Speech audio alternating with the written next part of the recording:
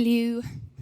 Good morning, everyone. I think we're going to go ahead and get started. I think we're right at like 9:15, maybe a couple minutes after. We have a few more people coming in, so we'll let everybody kind of come in and get a seat, but we'll go ahead and get started for now. I won't talk too much, but there's just a few things I want to mention before we get started with our speakers. First, thank you guys so much for being here. Hopefully everybody got here with no hiccups. I know we've got a little bit of rain, but hopefully we won't have too much. I'm not seeing a ton of rain for the day. So thank you for being here. If I don't know you guys, my name's Casey Bradley. I'm an extension associate in the Forestry and Natural Resources program here at Kentucky State University.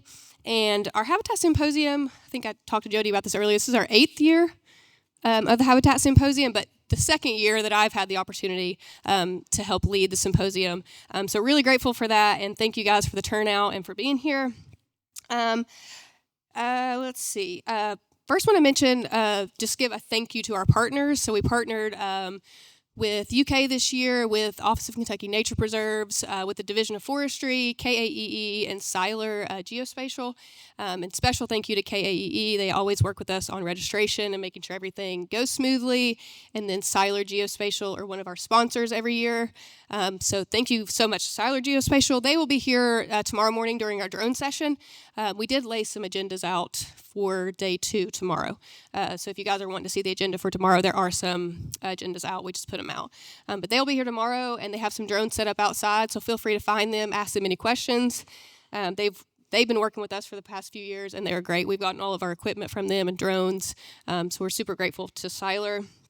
And then also, really quick, thank you so much just to our farm crew and our media crew. Jonathan back here on media, there is not anything you cannot convince me that he cannot do or fix. So thank you, Jonathan, for being here, and to our farm crew and Sierra Barber, our event coordinator. They make sure this place is set up and running for us. They keep the farm going so we can keep having these events. So thank you to them. And also, lastly, thank you so much to the KSU forestry team. You guys will meet them throughout today and tomorrow as moderators, but they all know a lot about a lot of things. They're all great, and they've all had a hand in helping with the symposium. So if you see them, feel free to ask them a question. Hopefully you guys get to talk to them a little bit. If you're a KSU forestry, raise your hand. Jody loves to have us raise our hands. So hopefully you guys get to meet and talk to them a little bit throughout the next couple days. And then one more really important thing that I did want to mention, and if you've gotten the emails, you've probably seen this, but we've decided to use our funds that we generated from our registration last year and this year for a scholarship next year. So for a student who has a declared major in a natural resource field. So we're working with KAEE, and we still have our funds all of our funds combined from last year and this year. So you'll be hearing a lot more about that at the start of next year. We still have some tweaking to do and some refining, but really, really exciting news on that. And hopefully, once you guys hear about that, you can help us spread the word and get some applicants in. And then last but not least, and I'll let Jody take over, just a little bit of housekeeping. If you haven't found the bathrooms yet, they're right out the hall to the left, another left down the hallway. And CEUs for the day, I know I mentioned in the email that we had 4 CEUs each day, but we actually were approved for 5 each day. So you'll get 5 today, 5 tomorrow. I don't know specifically. We have some aerial ones tomorrow and some ag and forestry ones today. And then, if you're just here today, please don't forget to fill out our survey. There's a QR code on all the tables, and there'll also be a survey up at the end of the day. If you're here both days, feel free to wait until tomorrow and get that survey in for us so we can hopefully even have a bigger and better symposium for you next year. So I think that's all I have. I will go ahead and introduce our first speaker. Our first speaker is Jody Thompson. He is our Senior Research and Extension Associate with Kentucky State University's Forestry and Natural Resources program. He has worked in natural resource management and planning throughout the southern or southeastern U.S., and his work mainly focuses on forests and pollinator habitat, including land management practices, community ecology, incorporating drones into invasive plant management, professional development training, and agroforestry demonstrations. So please help me welcome Jody Thompson.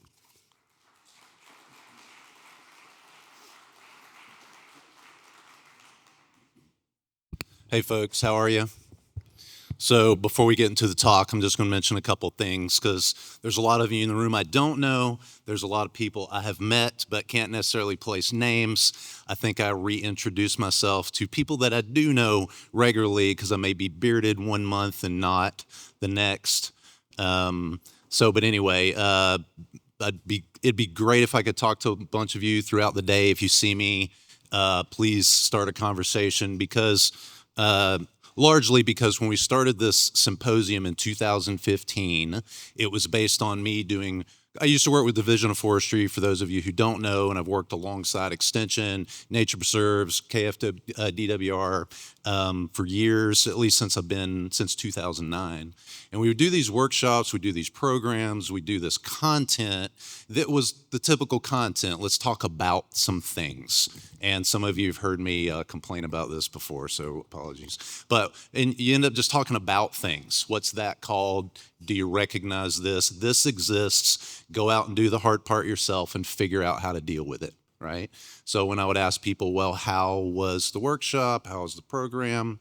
The repeated response that stuck out the most was, that's great, glad to come to these things, but I can't use this tomorrow, right? Does that resonate with any of you, right? How many times have you sat in a workshop, a conference or something, and it's not very relevant to what you do when you're getting your hands dirty, right? Some of you are raising your hands, some of you look a little, right? Just raise your hands, I want to see.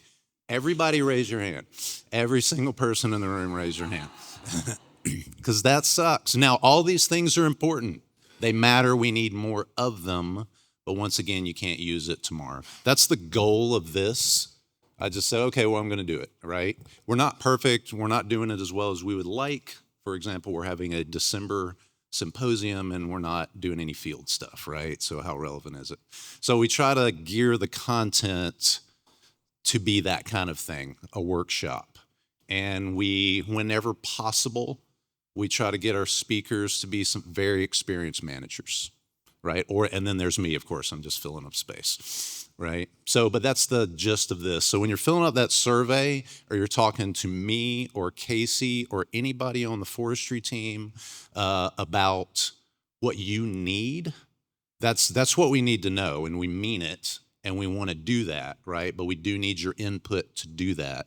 What is relevant to you when you're getting your hands dirty, right? Because that's the place where we screw things up and we waste the most money. Anyway, with that, I'm going to move on into a talk. So as Casey said, I'm Jody Thompson. I work with an awesome forestry and natural resources team. We're only about 3 years old here at K-State, and we're trying to grow into a service team, for the state and for the region. So a lot of the projects we work on are land management implementation-based things. So when I first started, Ken Andrews, who is the small ruminant professor here, he's left as of a couple of years ago. He's at Morehead State now in their ag program. Ken and a couple other folks, when I came on board, they started asking me some questions about, well, we know goats, we know ruminants, but we can't necessarily quantify the plant part or the ecological impact or the brush management impact or whatever. I said, well, I can help you out. So we identified some great partners we already knew with Olmsted Parks Conservancy in Louisville. And if you're some of them, or if you work with some of them, you know that that's a great team. And if you're some of them, definitely pat yourselves on the back, right? So they work in natural areas in Jefferson County, select natural areas, right? And so they're heavily public interface places at the same time.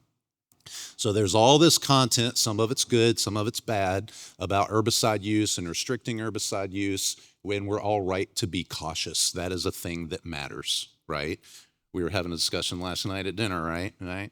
What's the accuracy of some of this information out there? But regardless of the accuracy, the fact of the matter is we all want to spray less, but we know we need to be effective. So let's say you're a farmer, though. Let's say you're a certified organic farmer. You're not able to use and stay in compliance something like glyphosate on that certified production land, right? You're not able to, and there's a lot of things you can't do. And we have a lot of small farmers who have property, and we all know that most lands of all sorts are not managed. Most lands are not improved. It's an impossible task to do it all, but we are doing the best we can, right? So we're selective. So let's say you have, wooded property, or you have some grassland property, or you have fence rows, right? Or you're a public park in the biggest metro area in our state, right? And you need to examine other things.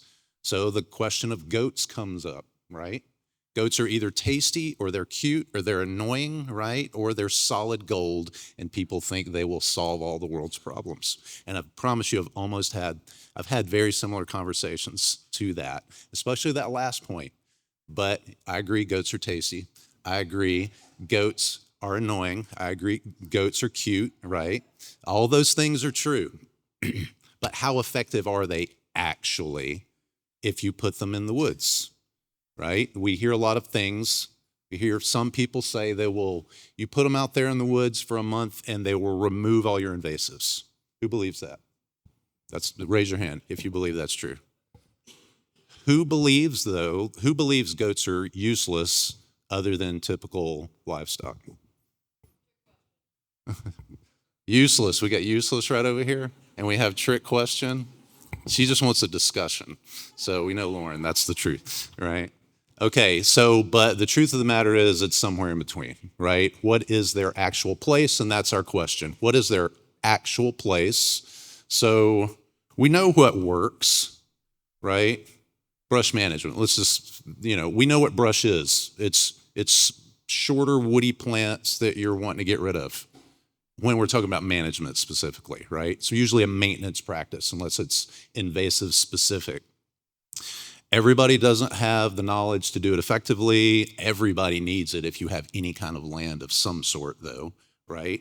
Some people do not have access to tools. Some people don't have the capabilities to use those tools safely or can't afford them. Some people will not use herbicides. Some people cannot use herbicides. So are they a valuable tool, right?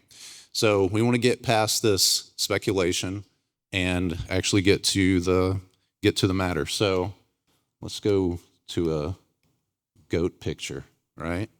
So in Louisville, there is Summit Field. Are y'all familiar with Summit Field in Iroquois Park? It's right at the top, 25 acres, right? It's been a bald, or it's been open as long as European descendants have known about it, at least. It has some historical context, which I'm not really familiar with. It's a relatively moist site up there.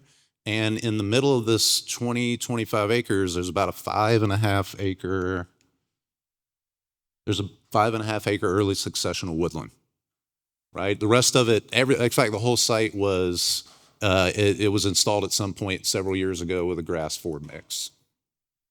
And so they were wanting to do management here already. They said, we got a spot for you. So it's very typical what, scrubby habitat looks like on anybody's land. So it has things that goats can eat, right? So we decided to put together an extension demo, really, and we wanted to have some data that we can run and hopefully get something published. But the point was really not to say goats work or don't work. It is to say just where are they along the scale of the tools. That's all it is, right? Let me see what I skipped over. Yeah, that's fine. So what we have here is we have 36 plots. We initially started out with 36 tenth acre plots. That's a typical forestry unit, depending on what kind of study that you're looking at. We made them, square plots because it's a little bit easier to take your measurements off of those, because what we see is as we were implementing like plot boundaries and working with our partners and goat contractor, the plots changed continuously. So we had some hiccups along the way, right? But this kind of layout helped with that. And what you're seeing on this map is everything that is a different color is a different treatment. So we have cut stump, right? We know cut stump works, period. We know it works, right? It is you cut the tree or shrub or vine as close to the ground as you can get it if you're doing it appropriately. Don't leave things 4 feet tall and then treat it and expect it to work. It's not going to be very effective. So we had cut stump followed with a foliar follow-up. We had a forestry mulcher with a foliar follow-up. We had goat browsing with a foliar follow-up. And we had goat browsing with a goat browsing follow-up. We wanted more, but we just couldn't squeeze them in there. So we did veg surveys on all the woodies, everything except vines and brambles on the site in these plots, and we had 5 subplots of about 1,000th of an acre, and we measured basal stem diameters, which you measure every stem below an inch, inch and a half, with that in the ground. And we measured heights up to 6 foot, and then we said anything that was over 6 foot was over 6 foot. Does anybody know why we did that? We stopped at 6 foot. So what? Well, it's a goat specific reason. Yeah, that's it, right? They'll stand up on their back feet, or they'll get some help, and one will bend the thing over, and the other will help, right? So about 6 foot or just under 6 foot is about where you see an effective browsing line, right? And 2, it was just easier because we wouldn't have to take a telescoping pole out there and measure, 20 feet trees, which would have taken forever also. So anyway, and after every single treatment, we flew it with multispectral and LiDAR. And I'm not going to report on that today because we don't have that analysis done yet. But and thanks to Jeremy Sandifer, who is our remote sensing specialist here at KSU. Some of you may know him. That's kind of his world. So anyway, cut stump, just to make sure everybody in the room knows what we're talking about. Once again, you cut it all the way to the ground. That's an autumn olive shrub, not from this site. This is from something else that I had. And we all know why it's blue, right? So that right after you cut it, you don't lose it, because if you don't use a dye, those of you who might not be as experienced with brush management, always use some kind of spray indicator, because the moment you walk away from that stump, it's going to get covered with debris of some sort, and it's going to disappear instantly. And it almost doesn't matter how big it is, right? If some of you in the room have lost a lot of stumps, right? Yeah, I have. I've lost tons of them. So we used a 2% glyphosate solution. We did that at the request of Olmsted, right? Normally, in a site that's dry upland, I would prefer something like, Garlon 4, some kind of triclopyr 4 product in an oil carrier. It's just much more effective because that oil helps the herbicide penetrate the woody tissue. So, and then we came back a season later after we had plenty of opportunity for resprouts and growth, and we did a fall foliar application. And we did the same thing with a forestry mulcher. Is everybody familiar with forestry mulchers? It speaks for itself if you're not, right? But if you're not familiar with them, these are relatively precise tools. They're big, and some folks are scared of them the first time they've ever used them or rented them, but they're relatively precise tools. You can get right to the soil level in most cases. You can get almost right next to trees, right? It's a good tool. So if you're working on anything of any scale, right, this is the kind of thing you want to look at. But what happens with this is you don't treat the stumps. You don't treat anything immediately. You treat nothing right away. At least normally you wouldn't, right? You would want to come back after regrowth, after resprouting, after new growth, and then do a foliar treatment. And then we had goats, right? So the goats were put in different sections, multiple plots at a time. They were put in during the summer. They were given supplemental water. They were monitored every single day across all of our partners, Olmsted volunteers, and our contractor, David Neville. Some of you probably know David. If you've been to KSU events and the dude with the big cowboy hat walking around just talking about everything, selling something, that's David. He's a good dude and a good partner.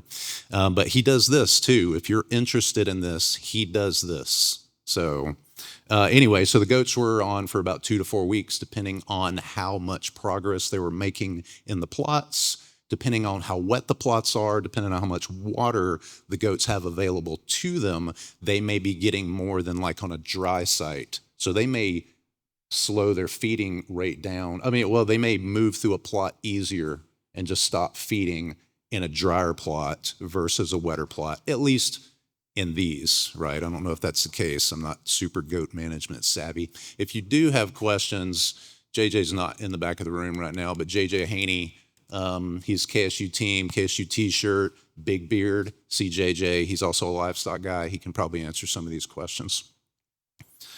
And then goats and foliar. We did the exact same thing with as we did with the goats, but we waited for resprouting and new growth, and then we came back and did a foliar application. All right, straight to the results. Guess what worked the best? The things where you applied herbicide immediately.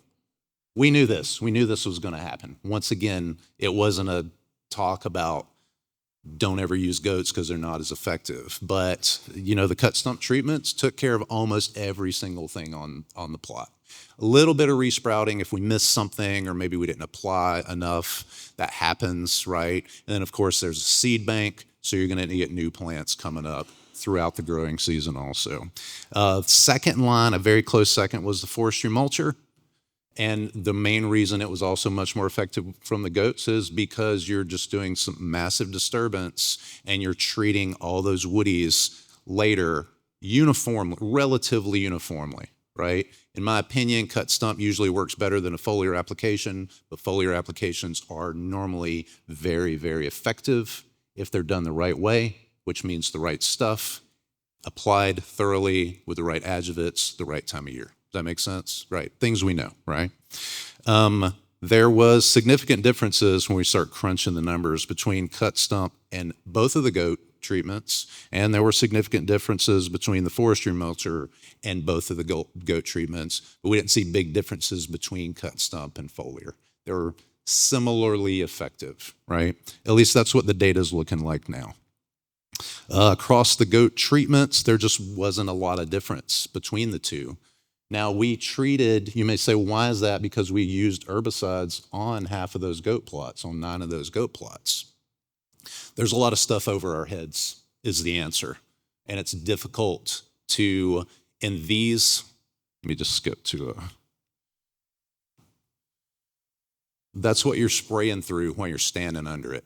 That's not very effective. And that's the answer, right?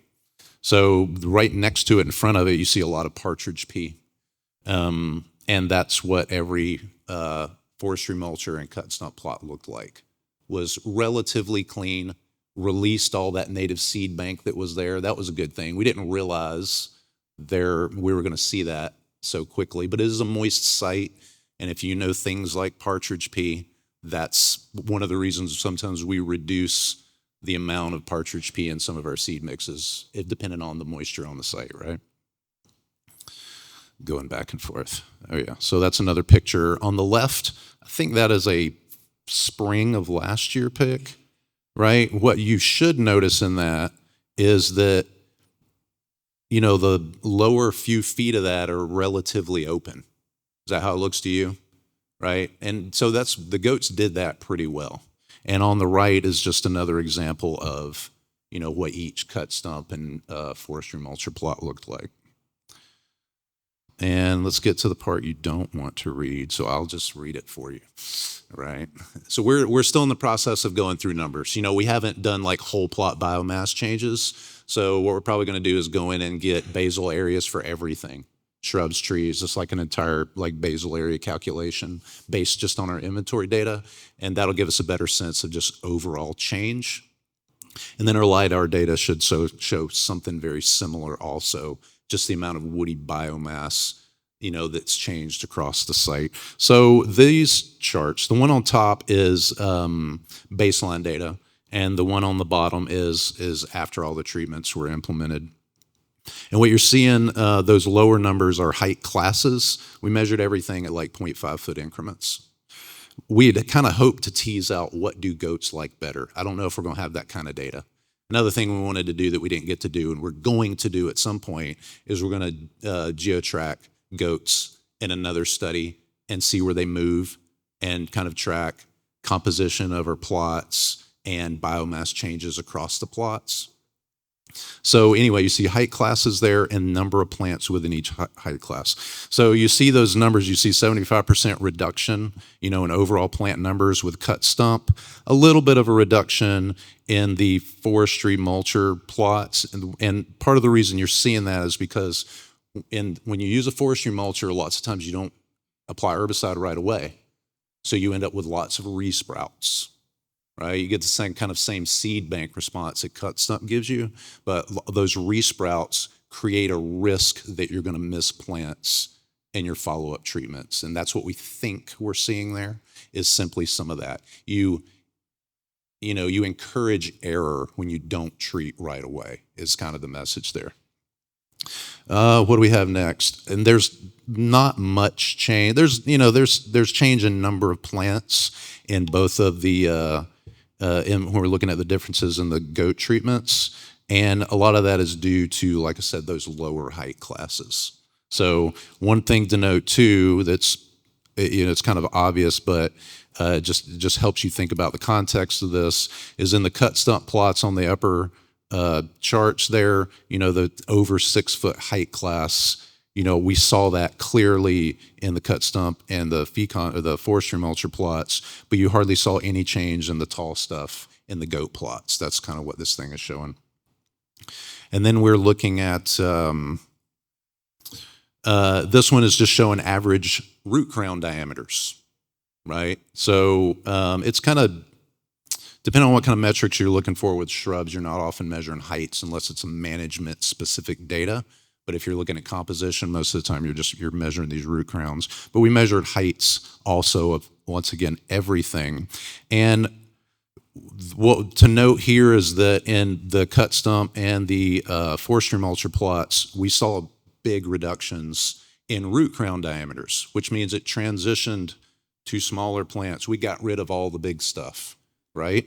But between the two, what we're going to end up seeing is, when we kind of go back and forth between these charts, if you look in that lower one, let's see if I can do this.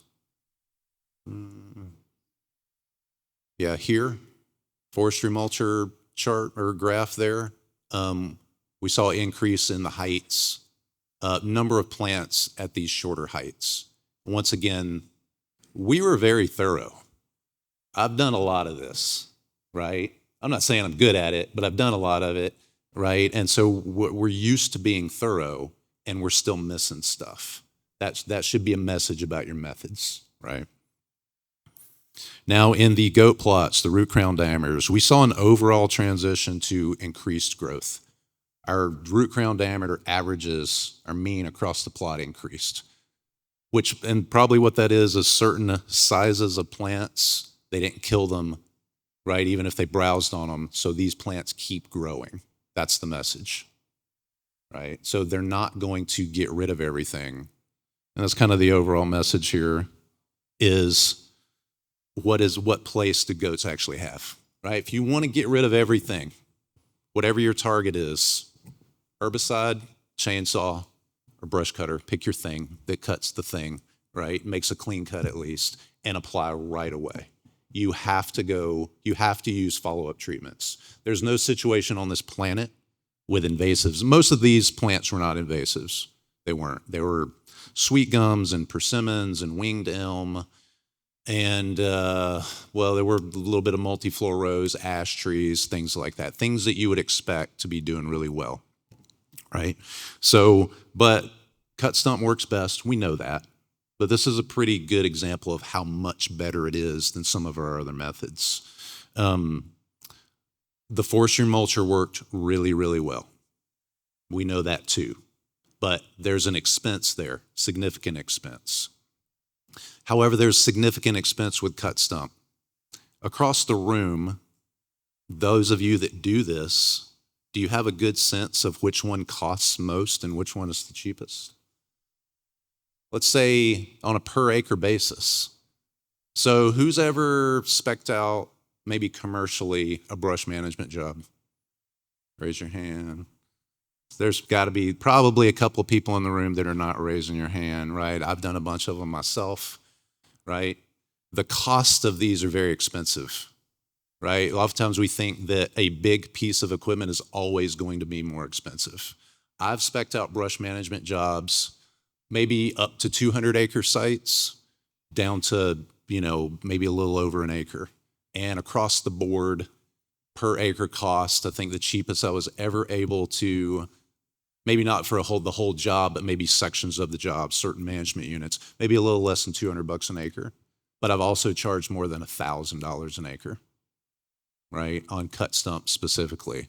With something like a forestry mulcher, once you get past 2-3 acres, you are not making more money. It's not saving you any money to do it by hand. When you can, if there's a lot of dense stems on site, using a forestry mulcher is usually more economical. And Chris will tomorrow, for those of you who are going to be here, Chris Wills, consulting forester in Central Kentucky, very experienced, very technical. He does a lot of this work. He's going to talk about a little bit more of this, efficiencies, efficacy, cost, and really what we need to be thinking about more. The goats were not any cheaper than any of this, right? Because you're charged per head. Somebody's got to make sure that there's a clean site to put the fencing up. It has to be monitored regularly, right? And in some cases, you may even be paying more. Where do goats fit then if they're not as good as anything else on any front? Once again, if you don't want to use herbicide, or if you want to use less, that's my argument. If you want to reduce the amount of herbicide you use on site, and that weighs heavy, that's very important, then these are a valuable tool. Some folks may leave their goats on for weeks, season after season, year after year, because their goal is to clean a site. For those of us working more on the natural areas management side of things, you don't want to do that. You will start to see negative impacts on regeneration, maybe certain, select tree specimens that you don't want to add any, like you don't want to, well, probably let me see if I got a pick. Yeah, see that tree in the middle with the bark stripped off of it? That's a few hours. Those goats have been on site for a few hours, and that's a calorie pair. Now, the question is a goat browsing on tree bark gonna kill a calorie pair? Who knows the answer? Somebody make up an answer. Yes. I get a yes. I got a no. I got some I'm not sure's. I'm confident I don't want to say it out loud because I'm in a crowd of people, right? The answer is, yeah, that's not going to kill that tree. It's one of the most aggressive sprouters that we have. If you've ever done any kind of like orchard management in like pears, apples, anything like that, all those suckers sprout like crazy. They grow like crazy. I mean, that tree might be less than 10 years old. It 100% is. Might even be less than 5 years old, right? We've seen calorie pear take off over your head, too big to bush hog within 2 to 3 years, right? That's the difficulty with this plant, right? So, but there are places removing some of the biomass, making things a little easier. That's their place.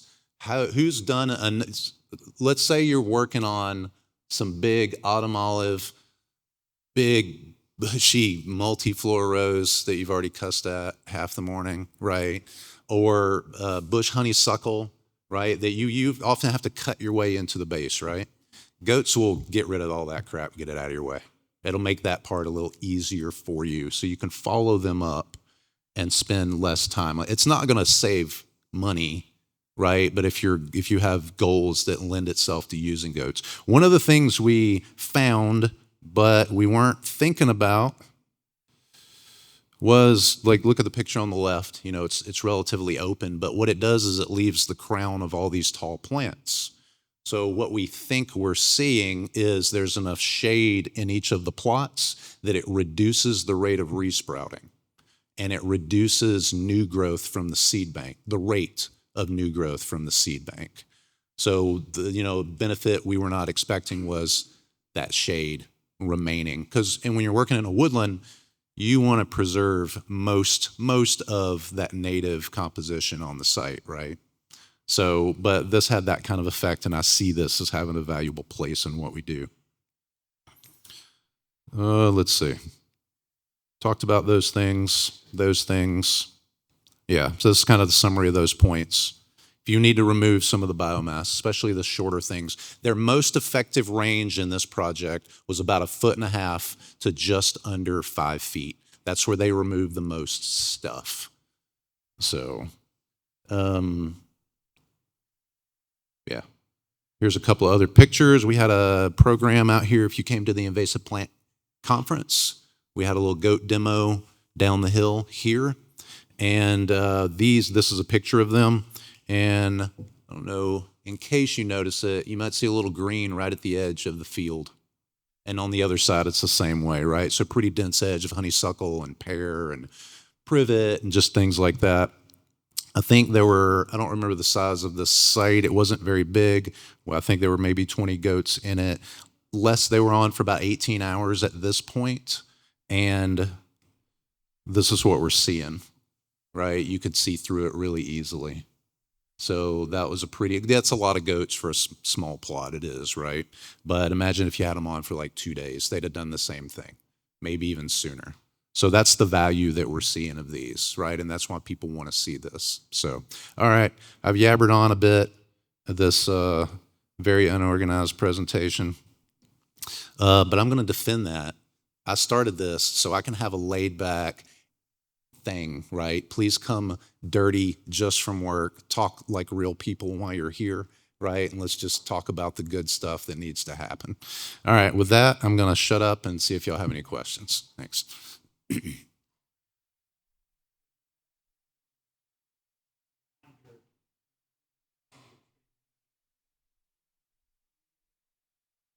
the question was, how long after the cut stump and the forestry mulcher did we implement the foliar treatments? With these were a little bit of disjunct treatments. Our FECON went on year one, and then we didn't do a foliar spray, and this is part of the reason we saw some of the resprouting that we did till the following fall. We did the cut stump that fall though. So we did what we do. It was sometime during the summer we did the forestry mulcher treatment. We wanted things actively growing, right? And then that same year it was cut stump, and then the following September we did foliar applications. And then the goats went on the next, anyway, that summer and then the following summer, right? Depending on the treatment. And then there was a foliar follow-up for the goats specifically the year after that. So we did see extra growth, right, in the cut stump and the forestry mulcher plots that we wouldn't have seen if we'd have treated them sooner, right? But yeah, we did with the best we could on scheduling those, yeah. This is.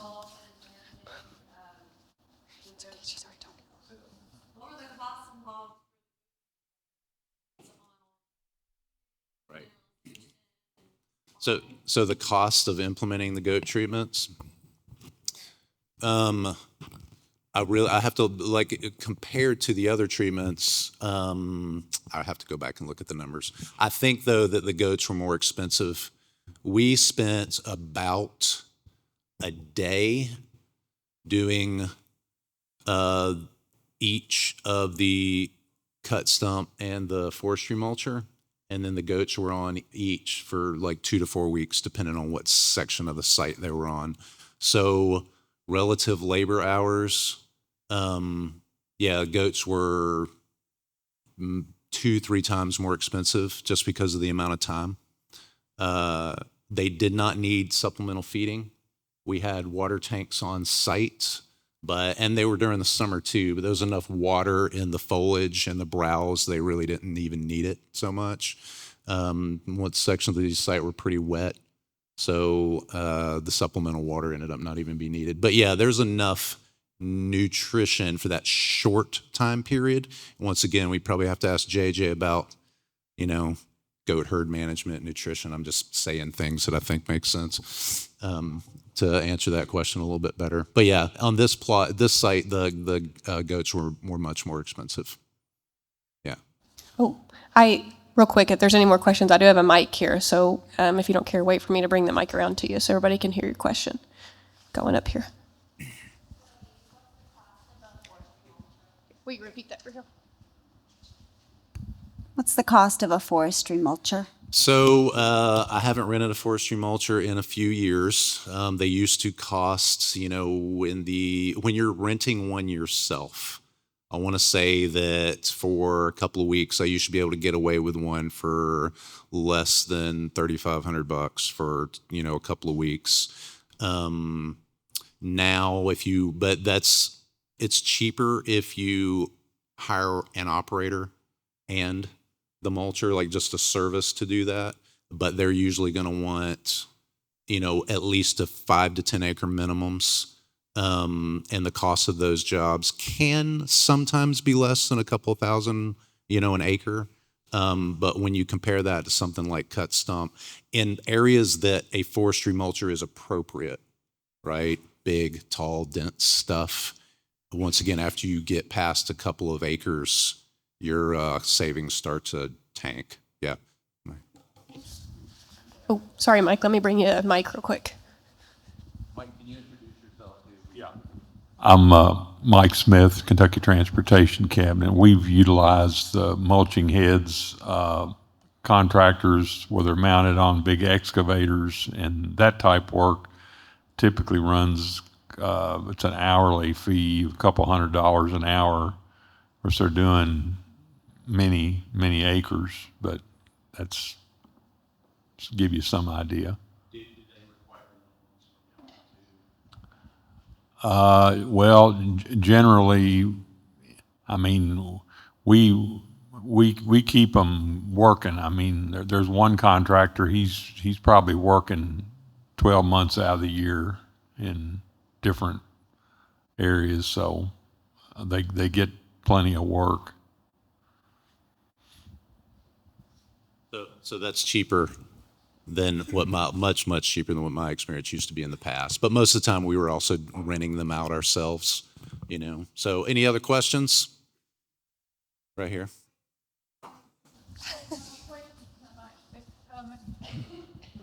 I can imagine you say goat's expensive, and also if you're inexperienced, it will be absolutely horrific.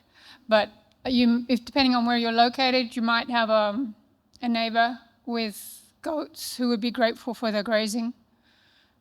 There are goat managers who specialize in this kind of scrub management, but they would be expensive, I imagine. But often you can get goat farmers who just would appreciate the extra grazing, put them in there high density grazing for, however long is needed, and that might make it cheaper.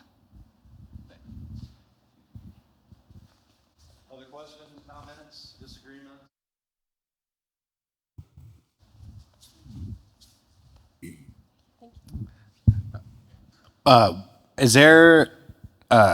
Are you looking at also researching with higher slopes?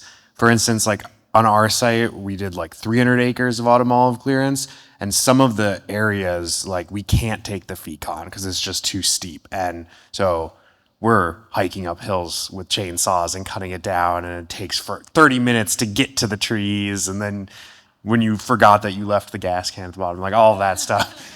And so I think it would be interesting to see if like clearing that out with goats or sheep, we're trying with sheep, would be a good strategy to make that more effective when you simply can't take the fecon on that type of slope. Although if you have the right operator, some of the slopes that he's going down are insane.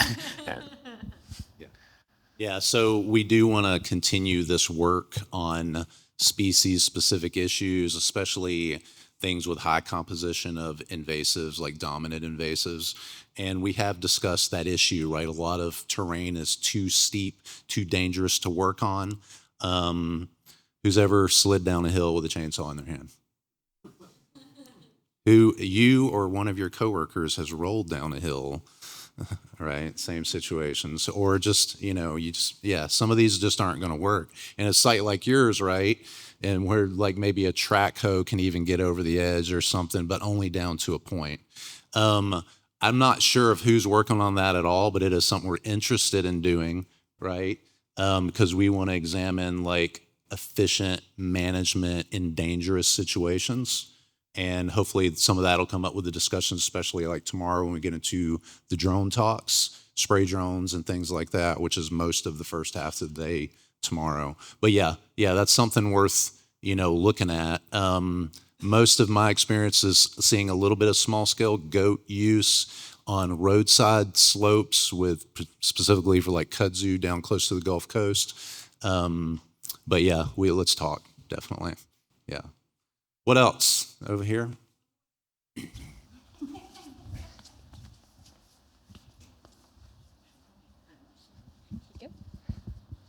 Hi, I'm Amy Rohr with the Division of Water. So I know very little about this, but I'm curious. what other animals have you considered, and have you considered multi-tiered animals, bringing in goats and then bringing in something else? Think about I think about the grazers of the savannah where they each come in and eat a different part of the plant, things like that. So the question was about using potentially different types of livestock in a situation because they may be more effective. I haven't given that a lot of thought, I'll be honest with you. And so I don't know that I can really comment on that, effectively. We know something like cows, right? If cows are browsing woodies, they've gotten to that point that they may need a little bit extra help other than just the browsing. Whereas something like sheep, they're predominantly grazers, right? They're not going to eat the woodies as much. They're a lot more down here, whereas goats are here, right? So I think maybe in a site where you release some invasives with your invasives management, right? Has anybody ever done that? You sprayed off fescue and then it's all Johnson grass? Or you sprayed off poison hemlock and it's all Johnson grass? Or you remove honeysuckle, then it becomes all Johnson grass, right? We've probably seen some of those things. You would need different tools for that. And I haven't really given a lot of thought, but that's that kind of thing we really do want to talk about.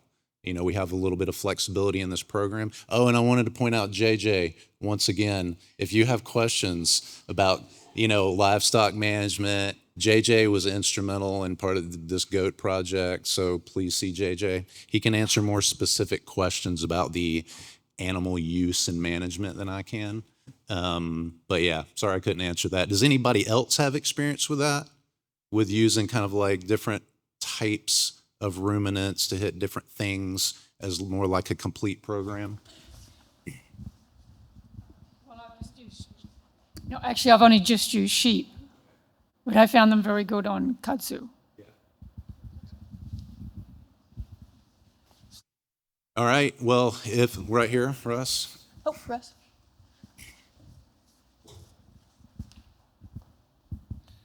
Thank you. I've got a question about the material that was left after the cut. We're in situations sometimes where either we can leave material on the ground or we need to haul it off or we can chip it. Would you be able to say anything about, did you pick up any, when material's left on the ground, does that have any effectiveness on, providing that shade or cover? I know for us, it does make the coming through and doing a foliar application harder because now we got to walk through brush. But I don't know if any of that you could touch on effectiveness or other outcomes. In two different contexts. On this, in each of the cut stump plots, we removed all brush to the edges, the boundaries between the plots. Of course, we didn't have to do that with the forestry mulcher. It takes care of everything, right? You're usually getting the big stuff down and you're running over it to basically to mulch it, right? And of course, there wasn't one of those practices in the goat plot. So we didn't really see an issue there because we moved them off site. In respect to, I've been in your situation too, right, where maybe a client or your project just doesn't have time or resources to remove the material out of the way. So of course, common practices, you bucket up into sizes that as much of it lays on the ground as possible because it will start to decay faster.